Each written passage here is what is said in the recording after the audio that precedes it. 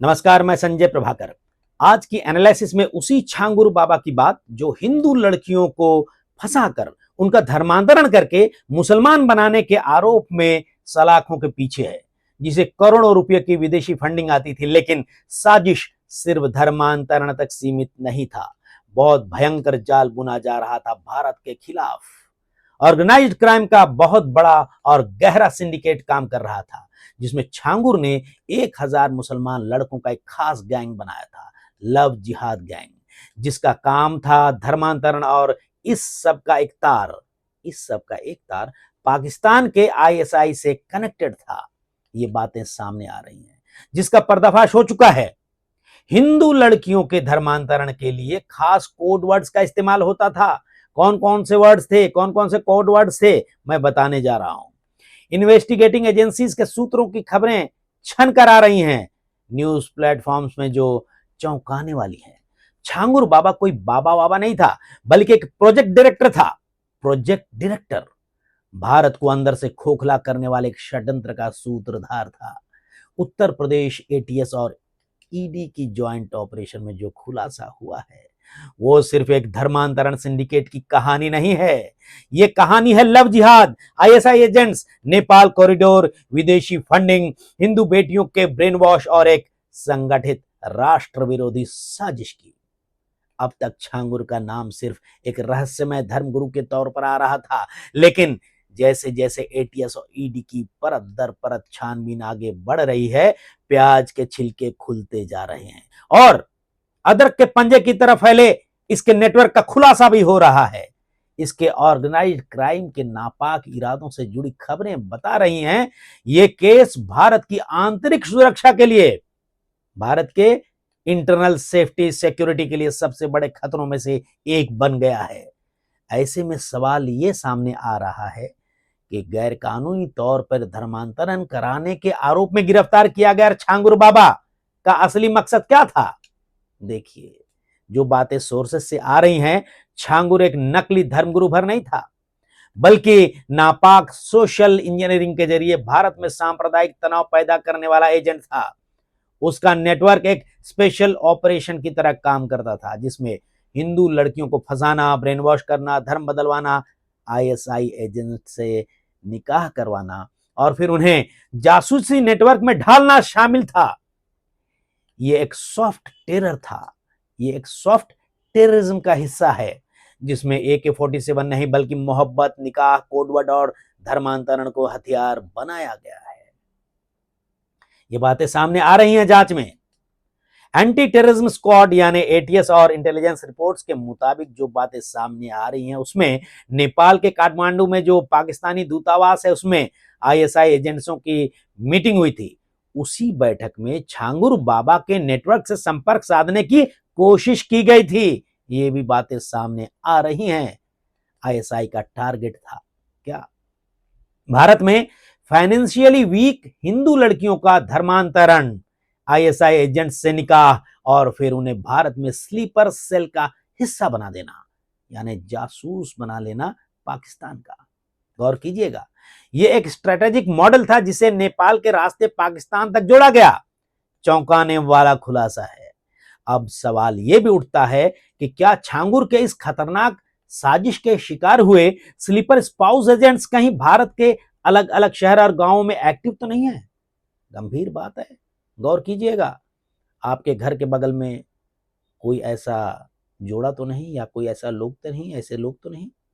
देखिए, सूत्र बता रहे हैं कि छांगुर बाबा ने इंटरोगेशन में जो बातें उगली हैं, उसमें एक बात यह भी है कि 1000 मुसलमान लड़कों का एक गैंग, लव जिहाद गैंग एक्टिव है, यानी भारत में रोमांटिक जिहाद का नया चेहरा बेनकाब हुआ है।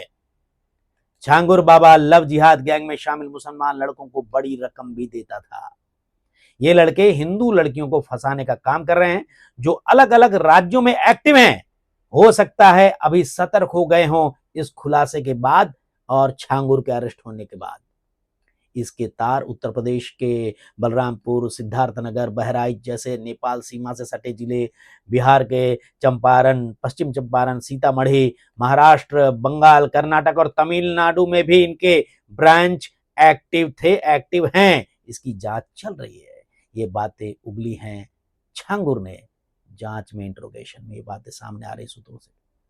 बताया जा रहा है कि इन लड़कों को हिंदू लड़कियों और महिलाओं का ब्रेन वॉश, उनसे रोमांस, शादी और उनके धर्मांतरण जैसे मिशन के लिए ट्रेंड किया गया है।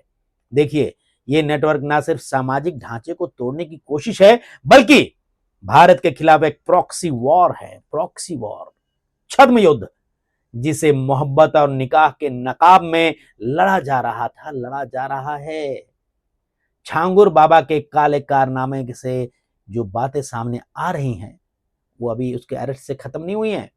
कई ऐसी संस्थाएं और ऐसे लोग हैं जो धर्मांतरण के लिए छुप छुपा कर काम कर रहे होंगे। अभी भी सतर्क रहने की जरूरत है। एटीएस ने छांगुर बाबा के मोबाइल चैट्स और वॉइस रिकॉर्डिंग से जो कोडवर्ड्स बरामद किए हैं, वो बताते हैं कि ये कोई आम गुट नहीं है। यहां कोडवर्ड्स में काम किया जाता था ताकि भंडाफोड़ ना हो जाए। प्रोजेक्ट प्रोजेक्ट प्रोजेक्ट वर्ड का इस्तेमाल होता था टारगेटेड लड़की के लिए, यानी कि जिस लड़की को भी फंसाना है, फांसना है, वो टारगेट है, तो उसके लिए इस्तेमाल होता था प्रोजेक्ट प्रोजेक्ट वर्ड। और काजल करना कोड वर्ड का इस्तेमाल होता था ब्रेन वॉश के लिए। ब्रेन वॉश के लिए बाबा से उस लड़की को मिलवाने के लिए जिस कोड वर्ड का इस्तेमाल होता था, वो था दीदार कराना। दीदार कराना। और धर्मांतरण के लिए मिट्टी पलटना कोड वर्ड था। मिट्टी पलटना यानी धर्मांतरण कर दो। अब ये पूरी लैंग्वेज एक सीक्रेट ऑपरेशन की तरह इस्तेमाल हो रही थी ताकि किसी को शक ना हो। खबरें बता रही हैं कि ईडी की जांच में पता चला है कि बाबा के पास 18 बैंक अकाउंट थे जिसमें 68 करोड़ रुपए जमा हुए। ये खबरें आ रही हैं, वो मैं बता रहा हूं आपको। सिर्फ 3 महीनों में 3 करोड़ के करीब रकम का ट्रांजैक्शन हुआ।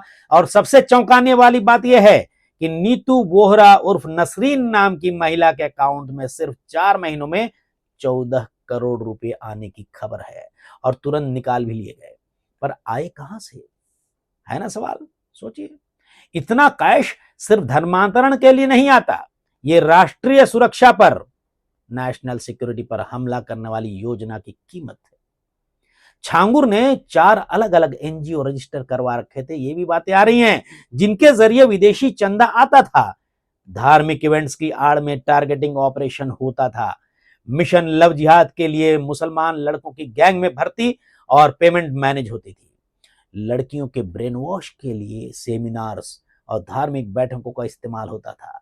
छांगुर जैसे षड्यंत्रकारियों के लिए सबसे डरावनी बात तो यह है कि छांगुर पकड़ा भी गया तो कहां? उत्तर प्रदेश में। उत्तर प्रदेश में, और उत्तर प्रदेश में है योगी आदित्यनाथ का शासन, जिन्होंने बड़े बड़ों को रास्ता दिखा दिया है। इस साजिश के पर्दाफाश होते ही उत्तर प्रदेश के मुख्यमंत्री योगी आदित्यनाथ ने 2 टूक ऐलान कर दिया है। भारत को तोड़ने की हर साजिश नाकाम होगी। जो लोग भारत को धर्म और जाति के नाम पर तोड़ने की साजिश कर रहे हैं, उन्हें बख्शा नहीं जाएगा। विदेश से आने वाले फंड की हर एंट्री की जांच होगी। धर्मांतरण कोई सामाजिक सेवा नहीं, ये एक साजिश है। योगी आदित्यनाथ जो मुख्यमंत्री हैं उत्तर प्रदेश के, उन्होंने साफ साफ कह दिया है। उनके बयान को हल्के में लेना गलती होगी। देख लीजिए, योगी की कार्रवाई का सामना करने वाला शायद ही दोबारा जन्म लेने की तमन्ना रखे इस पृथ्वी पर। बहरहाल, एटीएस के इंटरोगेशन में अब तक निकली जानकारियों की बात करें तो इसका निचोड़ क्या निकलकर सामने आता है? क्या सवाल कौन कर सामने आते हैं? पहला सवाल यही कि लव जिहाद और धर्मांतरण सिर्फ एक अफवाह या नापाक धार्मिक साजिश है। दूसरा सवाल, क्या छांगुर जैसे गैंग भारत को अंदर से तोड़ने के लिए आईएसआई के हथियार बनते जा रहे हैं या नहीं? क्या विदेशी फंडिंग पर नजर रखने वाला हमारा सिस्टम ढीला है? क्या एनजीओ की आड़ में एजेंडा चलाने वालों पर राष्ट्रीय कानून, राष्ट्रीय सुरक्षा कानून एनएसए भी लागू नहीं होना चाहिए? देखिए, छांगुर बाबा केस हमें यह बताता है कि आतंकवाद सिर्फ बमों और गोलाबारी से नहीं होता। नापाक, जी हां, नापाक सोशल इंजीनियरिंग की साजिश, लव जिहाद और गैरकानूनी धर्मांतरण भी एक साइलेंट वॉर है, साइलेंट टेररिज्म है। इस्लामिक कट्टरपंथ का इस्तेमाल कर भारत को अंदर से कमजोर करने की साजिश चल रही है।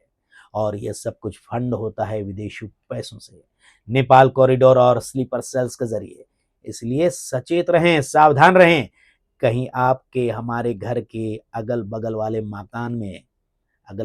मकान में, पब्लिक पार्क्स में, कम्युनिटी हॉल्स में ऐसे काम तो नहीं चल रहे? शक हो तो तुरंत लगाइए लोकल पुलिस को कॉल। हाँ, अगर कोई कानूनी तौर पर अपनी इच्छा से धर्म परिवर्तन करना चाहे, जहां डर, लालच और साजिश की बात न हो, तो यह भारतीय नागरिक का संवैधानिक अधिकार है। नमस्कार।